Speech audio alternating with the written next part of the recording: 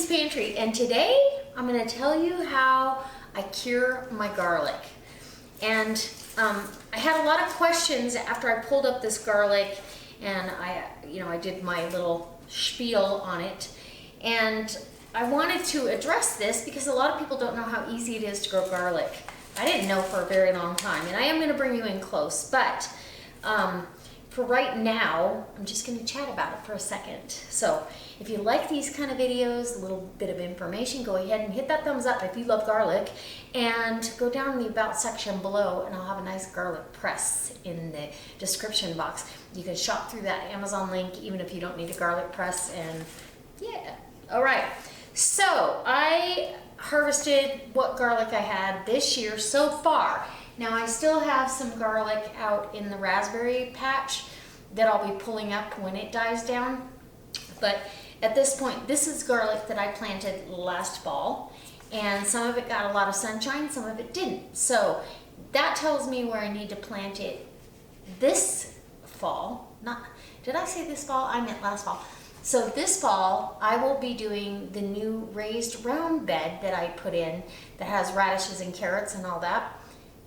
I'll be pulling all that out and planting my garlic for next year. It gets full sun all day, and it'll be a great garlic bed and plenty for us for the whole year. So let me bring you in close, and I can kind of show you what I'm talking about, because garlic is super easy. Okay, as you can see, I have a small plate of garlic, and two of these two, or maybe no, is it 2 or 3?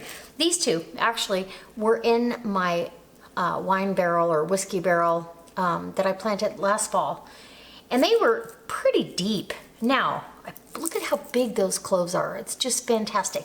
And this was from garlic that some of the cloves from the previous year. So take your biggest cloves and transplant them the next year. So like I'll save, even though I want to eat that one, I'm going to save this to replant these 2 cloves right there, and maybe that one. The biggest cloves out of each bulb I save to replant. And then some of these were on a bed that got a lot of shade. The dogs dug up a lot of garlic.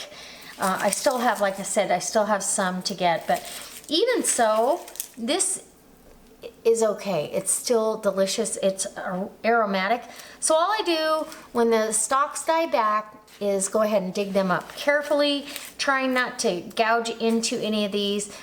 They have a long root system, about 2-3 inches long sometimes, and I go ahead and all I do, I don't dust any dirt off. As you can see, there's dirt here.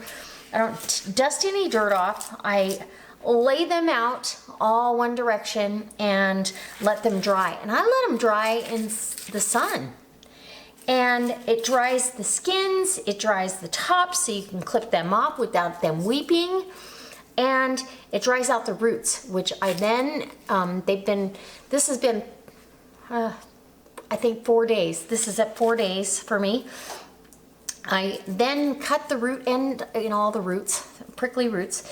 Dust whatever wants to come off, but you don't want to go too crazy because you can peel the skin right off. It's very tender and thin.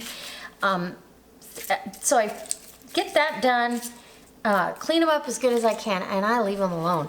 Now, if I was going to do a braid or something like that, last year what I did, and this worked too, as soon as I brought them out of the ground, I rinsed them really good with the hose, sprayed them off, and let them dry in the sun. And that worked fantastic.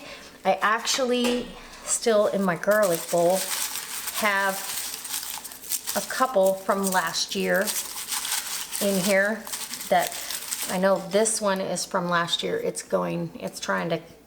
wants to be planted. Yeah, so, and they weren't huge, but beautiful garlic. So, this one's from last year for sure. Yeah, anything that has little roots on it like that that are evident, not store-bought. Yeah, this one's probably store-bought. But nonetheless, the garlic, if you get a soft neck garlic, it will last the whole year, in my opinion, if you treat it right. And I don't do anything special other than have it in a bowl on the counter. Now, hard neck garlic is going to be, it's not going to keep as long, but it's more pungent, I think. So I'm going to plant a little of both next year. And so I was asked how to do this. I'm going to bring you along, I promise, for how to plant it. It's super easy, but it won't be till October, most likely September, October, before I do my garlic planting for the following year. And I will protect it from the dogs.